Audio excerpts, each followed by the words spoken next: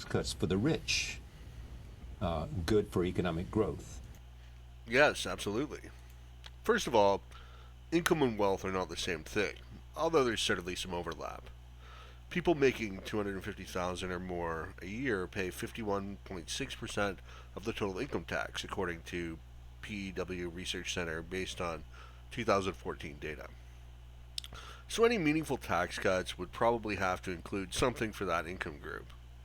But someone grossing 250,000 or 300,000 a year isn't necessarily rich. Might be a good year for them. Just because somebody is in a particular income bracket doesn't mean they're going to stay there. A lot of the people too, doctors, small business owners, other professionals that are earning a good salary, they're also putting in a ton of hours to make that money. But yes, cutting taxes for high income earners should generate long-term economic growth. They'll have more money to save and reinvest in the economy. This leads to capital accumulation, or at least capital replenishment. Savings is a cornerstone of stable long-term economic growth. People who make, in this, using the political numbers of our time, people who make more than $200,000 a year. Not if they add to a budget deficit. Not if they're, not if whatever arguments you can make for them are outweighed by the fact that it's adding to the amount of money the government is borrowing. I'm trying to get at... I disagree, although there's some merit to his argument. But to me, the fundamental problem is taxes. That's the invasion of property rights. The reason why government spending is bad, the reason why deficits are bad, is because this is going to incur further taxes down the road. So it's nonsensical to say that we should raise taxes or refrain from cutting taxes because this will mean that we have to tax at some point later. But deficits are a bad thing because they do lead to taxes down the road. So the solution is to cut spending until there's no more deficit. What is the basic difference between the two of you with respect to where this economy is and what it needs? We have differences about what's effective for the economy as well, but the biggest difference is value. I want to maintain the social insurance institutions. I want to maintain Social Security, Medicare, and Medicaid, and I actually I want some further expansion of health insurance. So I say, look, we don't have enough revenue as is. I don't want more tax cuts that will further undermine the revenue. I mean, I'm not American, but I certainly don't want government savings for my retirement. In Canada, we have the Canadian pension plan. It makes no sense to force everybody in the country into this plan. I mean, it's not even really a pension plan. It's a system. It's a tax on young workers and a welfare payment to old people. Most people are going to pay way more into it than they'll ever take out. I think it's better to just let people be in charge of their own retirement. And let's get real. The reason why we have all these transfer payments to old people is because they constitute a sizable voting bloc. That sand off some of the rough edges of capitalism. And Robert will have to talk for himself on how he wants it to go, but that's, basically, let me put it this way. If you're asking about the Bush tax cuts, is the criterion, is the economy in better shape now currently than it would be if nothing had been done? Probably. Are we better off? In better shape if nothing had been done. If there had been no stimulus program at all. He didn't mean that. No, I think that the economy, I think we got some stimulus out of these tax cuts. I disagree with a lot of this because I think where we are now, which is actually quite a good economy, owes quite a bit to the 2003 tax cut plan. And I actually distinguish a lot between the 2003 and 2001 tax cut plans. They're really quite different. The big thing about the 2003 plan is that it didn't just dump money on people. It didn't just particularly give money to people. It increased incentives to do things. It did that particularly by accelerating the marginal income tax rate cuts. It did it by cutting some of the tax rates that pertain to saving. It motivated people to work more, to enhance productivity, to increase investment. It worked great.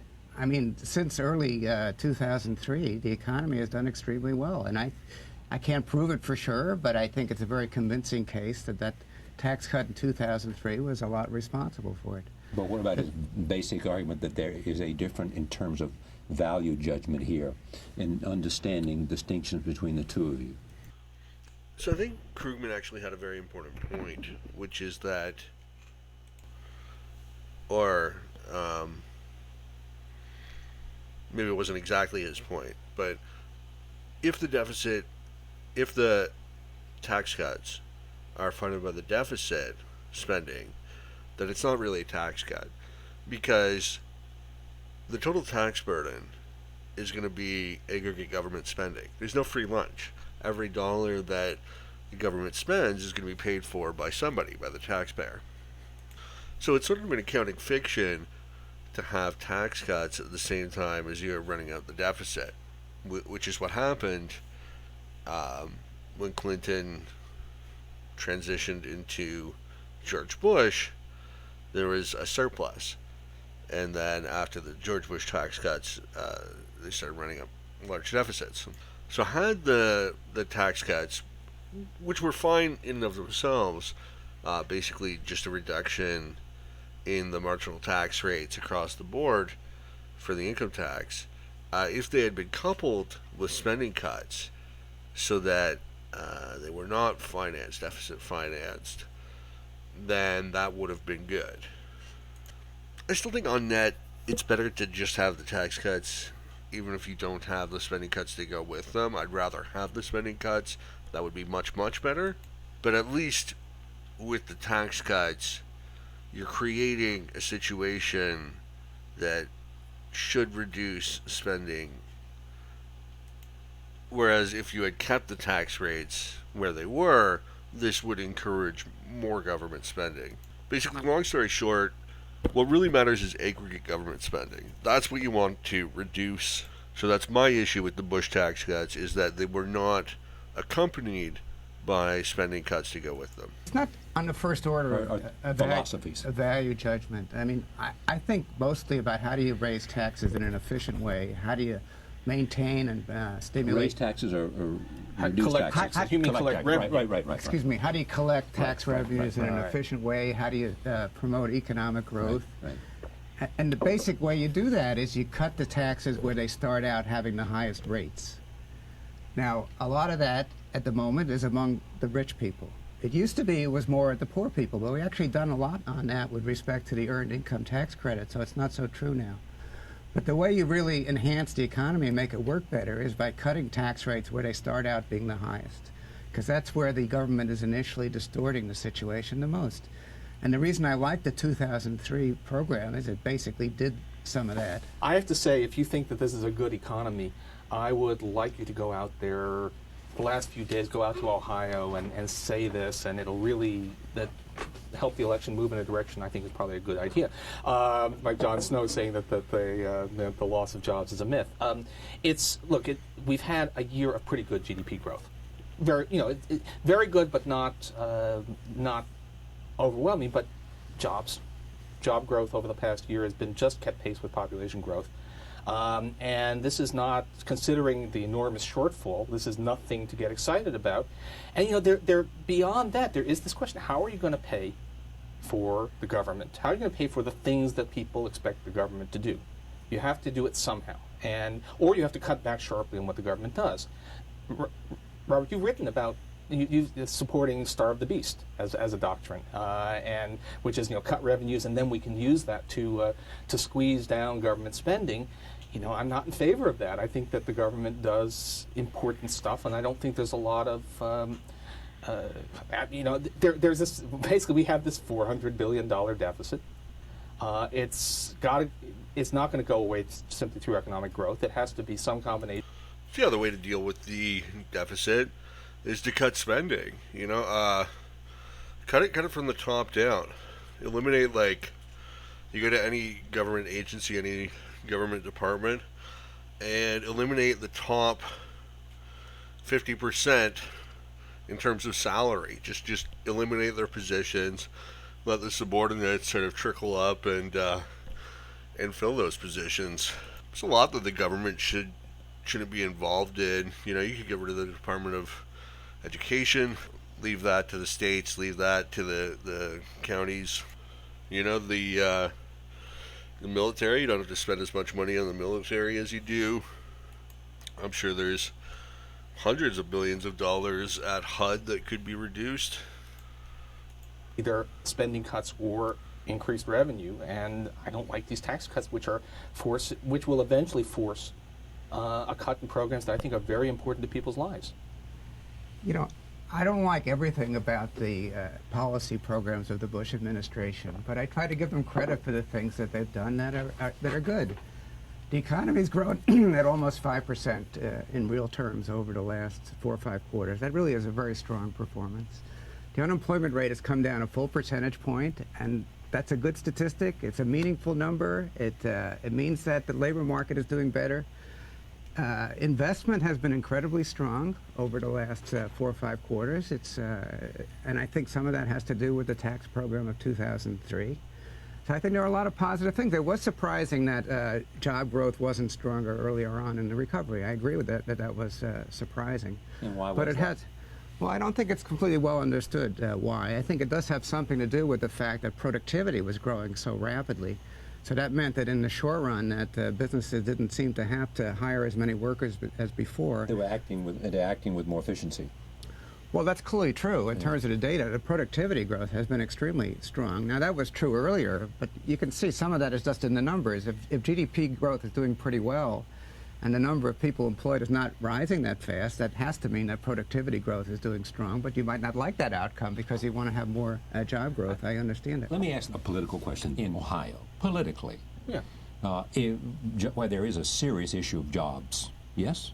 Yes. Why isn't Senator Kerry way ahead of the president? Well, we could ask that nationally, but you know there are Okay, well, other ask issues. it nationally, both times. Tell me, what is it? Is it simply because, as I read the other day and have talked about, and you both know about, the idea that people look at questions of cultural issues versus economic issues, and people seem to be more voting in response to cultural questions than economic questions? Well, look, truth to be told, I think it's even more, culture is part of it, but national security. I mean, this is an administration that has wrapped itself in the flag over national security issues, and that for a lot of people, if people believe its characterization of itself as we're going to keep you safe, if the question is between the candidate who might do more to help you get a job and the candidate who's going to keep your kids from being killed, people are going to vote for the candidate they think is going to keep them safe. And I think without the national security issue,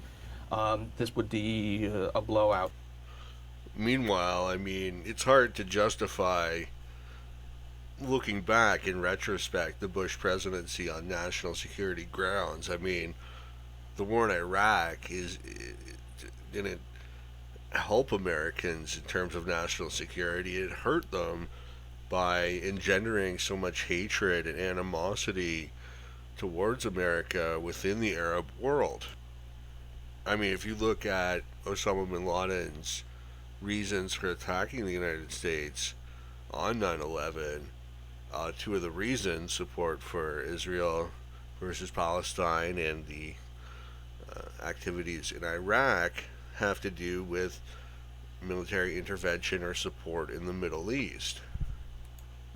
So clearly, engaging in an illegal war of aggression in the Middle East, in Iraq, is only going to continue to engender hostility and turn people against America and against the American people. Whoever was not in office. Let me come back to tax cuts. If, in fact, Senator Kerry is elected, and if, in fact, he is able to go forward with his program to roll back tax cuts for those making more than $200,000 a year, what impact do you think it will have on the economy and reducing the deficit? Well, that in itself would, I think, have a small negative impact, analogous to the kind of effect early on in the Clinton administration where they raised those tax rates, or if you go back to the first Bush administration, there was a similar kind of increase in rates that affected people at the top. It's not going to be a major consequential effect, but it'll be negative. It'll be something slightly adverse for the economy. Unless it's a really big increase, then it would be very negative. I don't see that there was negative effect from the previous one, but Robert is right, actually. Then it happens. There will be a negative effect on the economy. No, but he's right about the scale of it. I don't think it would have a negative effect because I think that we have a problem of demand, not supply, and we have a problem of spending, not incentives. And since, in fact, Kerry is proposing to use the bulk of any additional revenue for new government programs, it doesn't do much for the deficit, actually, but it also doesn't do anything to depress spending. And the point about the scale of it, the scale of what Kerry is proposing is, in fact, almost identical to the Clinton '93 tax increase, which did not exactly sink the U.S. economy. So, you can't make the case that this is a major thing one way or the other. So what is George Bush? Well, it's a mixed bag. I mean, as I mentioned earlier, I think the tax cutting program, particularly in 2003, was very sound. A lot of conservative has to do with the national security issues, which, as you mentioned, and Paul mentioned, is probably paramount in the election. In other respects, he's not so conservative, particularly on the expenditure side. And this, of course, is not getting into the social conservative issues. But he's not spending enough to satisfy you. Well, the spending different priorities. Different priorities. And look, he has not.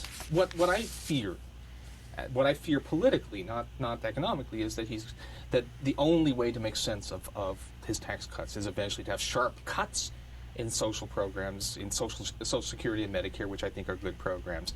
There's been some runaway spending on a few things, but it's not a big share of what's happened to the budget problem. I just have to say, what kind of conservative, or better, what kind of Republican is Bush? And the answer, of course, is he's a banana Republican. Just look at the fiscal irresponsibility. What is a banana Republican? They basically cut taxes without having any plan to cut spending or any, just let it rip.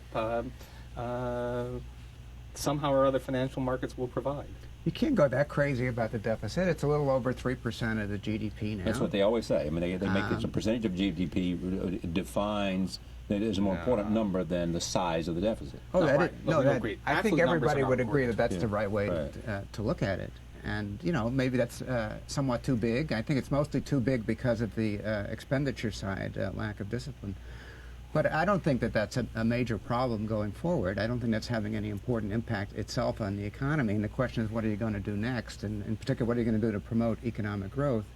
But one thing that I think that Bush would do in a second term, which would fit more into your conservative agenda, would be in terms of having some kind of... His conservative agenda.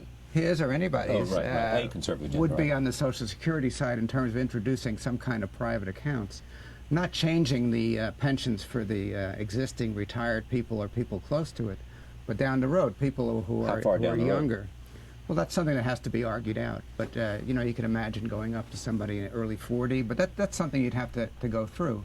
But the idea would be to have a transition where a lot more in the next generation is going to be in terms of personal accounts rather than the kind of plan that we've had since.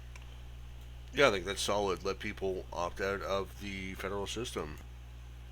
I mean, I'd like to see the details on the implementation, but if it's an account that you can control, access, withdraw from, it doesn't make sense. I mean, it's not even a federal savings program. It's a tax on workers and a welfare payment to old people.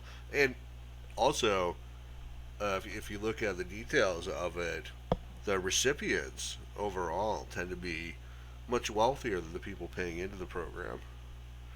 I mean, you got to think that a young worker, 20, 25 years old, versus somebody who's been saving their entire life, who's going to have the higher net worth.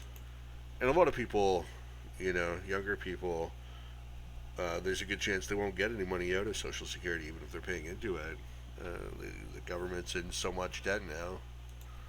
No, I think it's a terrible idea, but even aside from that, it's very expensive. Because the real problem in any of these things is, what about the guy, say somebody, well, my age, your age, we've been paying into the system all our lives. We don't have a private account. Where's the money going to come from to pay for our retirement? You and I don't need it, but a lot of people do. And you start to say, well, we're going to finesse that. And any way you cut it, you need several $1 trillion of additional money injected into the system to make any of these things work. To cover the transition, I don't think it's a good idea to do it in any case, but to cover this transition for all the people who've been paying into what has been a pay-as-you-go program, where each generation supports the previous generation in its retirement. This has never been explained how it's ever going to work, and it's just the arithmetic. I mean, they had a commission tried to produce plans, and each of the plans they produced had this little asterisk that said funds to be provided from elsewhere, which turned out to be in the trillions of dollars. I'm surprised you make that argument as an economist. I mean, of course, you have to honor the commitments that you've made in this program to people to pay their pensions. What you have now is a situation where there's a big public debt out there in the form of future Social Security payments. So it's not an official part of the public debt, but it's just like it. And of course, the transition is where you increase the literal debt in order to fund it. You have to borrow. But you're replacing implicit debt, which is the pension payments you're owing, with explicit debt. Do either of you believe that they will have, whether it's Kerry or Bush, that they will reduce the deficit in half by 2008? You know, I believe that neither of them has a program to do that. Right, that's a better answer. Neither of them has a program to do that. Kerry, I believe that if Kerry wins, he actually will, because I actually think that we're going to get a very Clinton-esque team in there. But it's not in the program. Bush, I think, will increase the deficit drastically if he gets a second term. Well, I don't think that's right. We can use the power of hindsight here, and W. Bush did run deficits, although they were pretty mild until 2009. Before, the thing that really eliminated the deficit in the 90s was the rapid growth of the second half of the 1990s.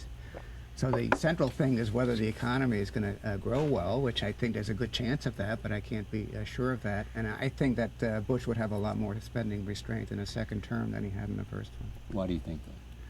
Because I think he's done some of these programs that he wanted to do, particularly on education and Medicare. He's going to go beyond that to maintain more of a balance in the government. Do you comprehend the Kerry health care plan? I don't mean that in the way it sounds, but he's in love with it. I'm in love with one piece of it. I think is just brilliant, which is the catastrophic health care. The taking up federalizing most of the cost of catastrophic health expenses is actually a very smart idea.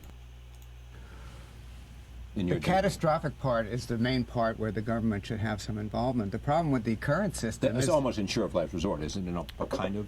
Yeah, and the reason why it's so smart is this is a surprisingly large part of healthcare expenses, and insurance companies spend enormous resources trying not to cover those people, right. And yet we end up covering them one way or another anyway. So this is just something that actually completely eliminates a lot of waste in the system. Problem with the current system is we have all this insurance for covering things that are not catastrophic. It's really too much coverage for everything else, and I think that helps to build up the expenditures. But, I mean, Kerry is not very good on the other side in terms of the medical liability problem, particularly since he has a trial lawyer running with him on the ticket. One of the other problems driving up the healthcare costs is definitely on the malpractice insurance side. It's a tiny issue that's blown up into something enormous because it suits an ideology. It just is not a big part. Even the insurers say that caps on liability would not do a lot to change the expenses. Let me ask them, change it finally. You know, I have read, and I don't know the numbers clearly, 44 million Americans are uninsured. Yes. That just seems to me... 45, I think. Okay, I said 44, you say 45. Yeah. That's incomprehensible to me. I mean, it seems so basic, the necessity to be free from the fear of not being able to... I think the problem with the American healthcare system isn't that there isn't enough government involvement, but rather too much. If you look at historical trends, the cost of healthcare was in line with the consumer price index, and it's only towards the late 60s that you see this divergence in the cost of medical care skyrocketing. So there's a lot of artificial restrictions on the supply of medicine. So starting in the 70s, any new hospital needs a certificate of need, basically a license to open the hospital. So one study showed that This resulted in 50% fewer hospitals. And basic law of supply and demand, this is going to drive up the price if there's less supply. There's also a restriction on the number of medical schools that operate in the United States.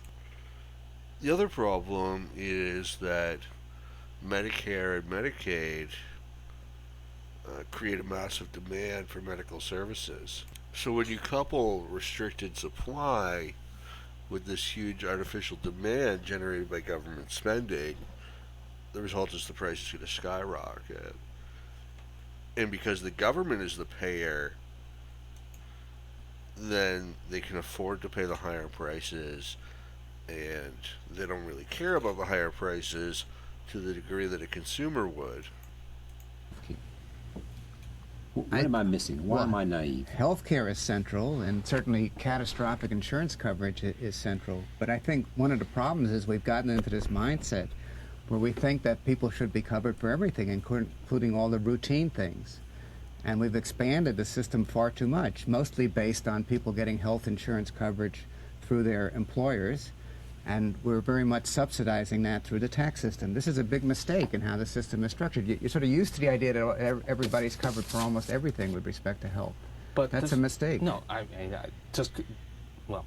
mean, this is yes, it's crazy. I mean, we are the richest country in the world, and yet there's this enormous insecurity. And it's not always the same 45 million people. Over a 2-year period, it's really about 70 million people who go through some spell of not being covered, and that's a lot of people having terrible anxiety. And this is absurd. This is grossly unfair, and one of the incredible failings, and a lot of those people are children.